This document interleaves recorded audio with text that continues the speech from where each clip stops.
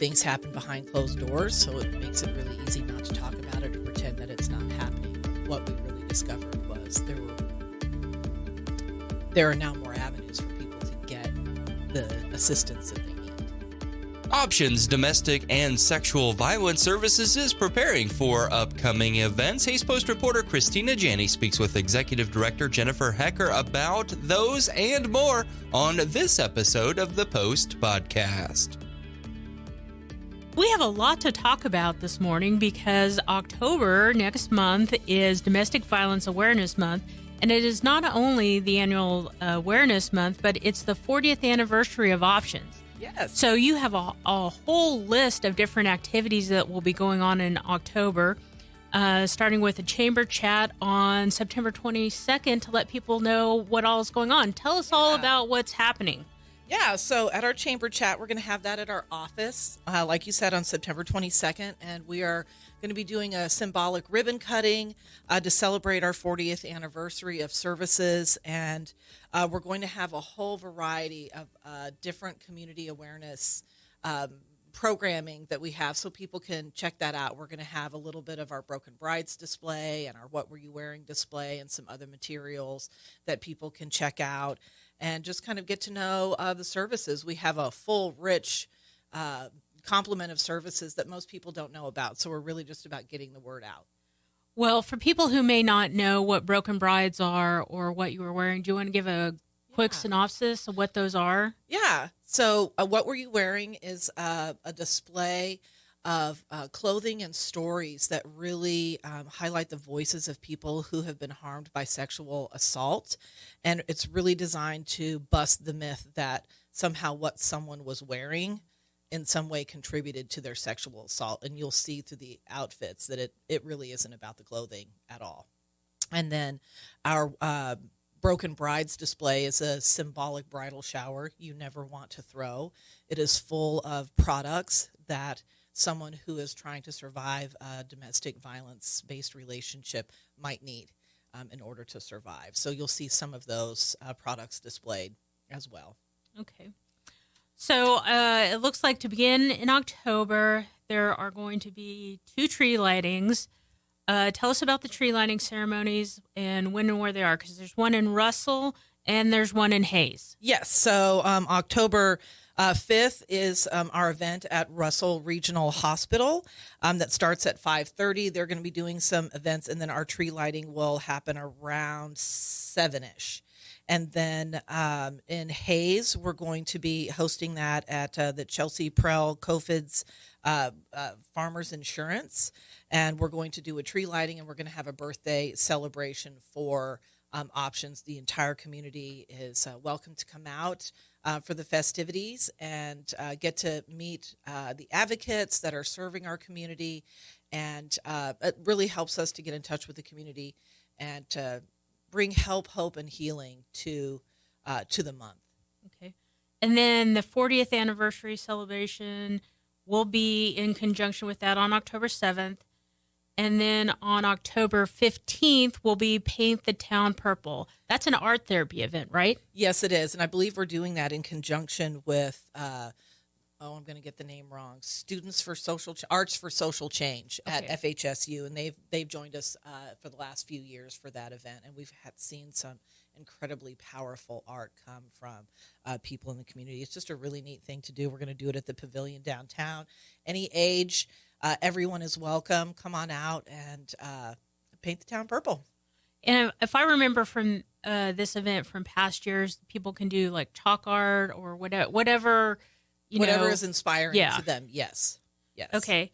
And then on October 19th, there's an event that everybody can participate in. Everybody in the community, wear purple on October 19th and stand in solidarity with victims who are still suffering in silence to really show that there's a whole community of support out there for folks. So wear purple hair, purple shirt, purple pants, whatever you got, put it on. Well, Options doesn't just serve the Hays area. You serve many counties in northwest Kansas. So there'll be some similar events also in Goodland and Colby. Yes, that's correct. We are doing tree lightings in Goodland at the Goodland Medical Center on October 2nd, and in Colby, we'll be doing a tree lighting at Fike Park October 3rd. We're also doing a Paint the Town Purple. And, of course, Wear Purple Day will also be October 19th everywhere in our service area. Okay. Well, we will share all of these dates and times and activities on the Hayes Post. You don't have to all remember them right now, but we will remind everybody of all the events. And they'll be posted on our website as well, so people can come to our Facebook page or our website and see all the cool stuff we're doing. So 40th anniversary, Options has really grown in its services in that time. Can you tell us a little bit about the history of the organization? Yeah, so Options started really as a grassroots movement in the 70s, where women were opening their homes to victims of domestic violence and giving them a place to stay on their couch or maybe a guest room. In fact, one of our current board members right now was one of those people back in the 70s that was giving safe haven to victims. And we have grown so much in that time. And what happened with those early folks, they realized that a room did bring immediate safety or, space on the couch, but there were so many services that people needed that they did not have the capacity to give, didn't have the training and the expertise or the resources. And so through a variety of conversations with the help of the University Women and Fort Hayes, there were some local movements that were going on. All of those people through those conversations got together, and from that, the Northwest Kansas Family Shelter was born. And then many years later, and a few names later, we are Options Domestic and Sexual Violence Services. Well, there you have a shelter here in Hayes, but there's so much more that Options does. Do you want to give us like a little snapshot of some of those services? Yeah. We almost can't even touch on them all in this conversation. We could talk for an hour, right, about all of our services. I think we could break it down into 5 really big programming elements. We provide legal advocacy programming for court and law enforcement, and providing those supports and services for folks that are going through the court system to help them prepare, know what their rights are. We also offer a rapid rehousing program. Our goal is to keep people out of shelter and get them into their own homes where they have stability and safety that way. We also have a community support program. Not everyone needs shelter, but many people still need services. And so through our community-based services, we can provide supports for folks. We also have a mobile advocacy program because we know not everyone can come to Hayes or to Colby, one of our satellite offices, to get the services. And so we're bringing services directly to those communities. And we have 2 folks that drive out and have a fixed route every week where they're in specific towns and communities across our service area. And so and then we have our community awareness piece, which many people are aware of. That's where our Broken Brides and some of those events come from, but also our Safe Bar Alliance that really helps bar owners to make their bars more safe, just like they want. We also do cut it out trainings and other things. So we do a lot of supports for businesses in the community as well. We can provide TA technical assistance to help them write domestic violence policies that support their staff and know how to respond if one of their staff members is perpetrating that kind of harm. So that's what we do in a nutshell. Well, domestic violence is really an issue that is as old as time, but I know through earlier conversations with you that the numbers of people reaching out have really been increasing, especially during and since the pandemic. Yes, that we have not returned to pre-pandemic levels like we thought. And I think, and I've said this many times, I think that the pandemic really sort of ripped the Band-Aid off of America's dirty little secret. Things happen behind closed doors, so it makes it really easy not to talk about it or pretend that it's not happening. But what we really discovered was there are now more avenues for people to get the assistance that they need. Well, and we're talking about domestic violence awareness this morning, but you also help victims of sexual assault and rape. Yes, we do. Yes, we do. And human trafficking and stalking. as well. So we can help people obtain protection orders, how to make their phones safe from technology stalking and cyber stalking, things like that. So there's lots and lots of things that we can do to help folks. Okay. And there's a lot of different ways that people can reach out and get services through options, whether that's for domestic violence or sexual assault awareness. You mentioned the mobile clinic. We've talked about the shelter, but there's ways that people can just call in, they can chat. You want to talk a little bit about that? So you can walk into our office, either in Colby or Hayes, no appointment necessary, or at one of the locations where our mobile advocate is. You do not need an appointment. You can also pop into our virtual advocate through our website. If you go to helpforabuse.org, there is a link that says meet with a virtual advocate. And so if you have a computer, you can meet face-to-face that way. You don't have to have any kind of special software or anything to make that work.